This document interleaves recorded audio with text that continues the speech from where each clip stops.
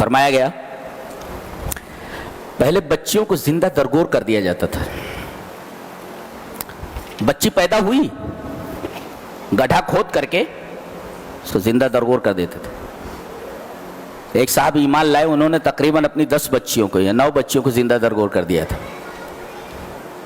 نبی کریم صلی اللہ علیہ وسلم ایک دفعہ بیٹھے ہوئے تھے اور انہوں نے بیان کرنا شروع کر دیا کہ اللہ کے رسول, میں نے اپنی 9-10 بچیوں کو زندہ درگور کر دیا ہے. کہا کہ ایک بچی تو ایسی تھی کہ پیدا ہوئی تو میری بیوی نے اس کو چھپا لیا تھا. میں باہر سفر میں تھا, مجھے معلوم نہیں تھا کہ میری بچی ہے, اور جب میں آیا تب بھی اس نے مجھے بتایا نہیں, اور وہ لڑکی مجھ سے گھل مل گئی. بعد میں جب میری بیوی نے دیکھا کہ اس بچی کے ساتھ میرا دل لگ گیا ہے, محبت ہو گئی بچی سے, تو بتایا کہ کسی اور کی نہیں, یہ تمہاری بچی ہے. کہتے ہیں کہ ایک دفعہ شیطان میرے اوپر غالب آ گیا, میں بچی کو جنگل لے گیا اور میں نے گڈھا کھودنا شروع کر دیا. کہتے ہیں میں گڈھا کھودتا تھا, میرے بالوں کے اوپر جو مٹی آتی تھی بڑے پیار سے وہ بچی میرے بالوں سے مٹی کو جھاڑتی تھی, اور میں نے اس بچی کو اس کھودے ہوئے گڈھے کے اندر زندہ ہی ڈال دیا اور اوپر سے مٹی برابر کر دی. پیچھے سے اس کی دبی دبی آوازیں آ رہے تھے, لیکن میرے دل کی قساوت نے مجھے اسے پھر سے اس گڑھے سے نکالنے پر آمادہ نہیں کیا, اور میری بچی تڑپ تڑپ کر مر گئی. وہ بیان کر رہے ہیں اور نبی کریم صلی اللہ علیہ وسلم زاروں قطار رو رہے ہیں.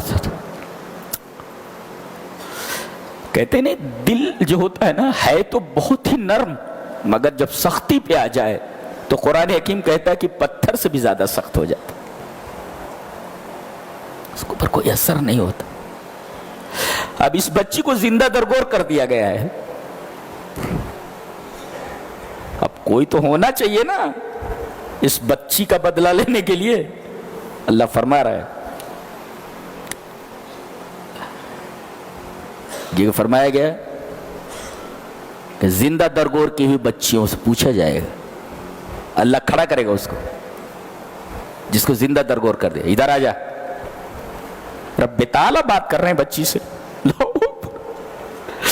رب جس سے بات کر رہے بچی سے بات کر رہے, پوچھ رہا ہے کہ تجھے کیوں زندہ درگور کیا گیا تھا؟ لِأَيِّ ذَنْبٍ قُتِلَتْ بِأَيِّ ذَنْبٍ قُتِلَتْ, تیرا گناہ کیا تھا, تیری خطا کیا تھی؟ کون پوچھ رہا ہے؟ رب تعالیٰ. کس سے؟ مظلوم سے, ڈائریکٹ پوچھ رہا ہے.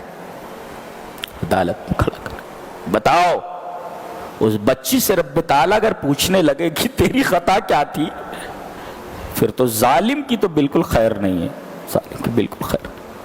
لہذا جس کے ساتھ ظلم ہو وہ اپنی فریاد اللہ کے سامنے پیش کرے. ظالم کا تو بہت برا حشر ہونے والا ہے, یقین مانیے آپ, ظالم بچتا نہیں.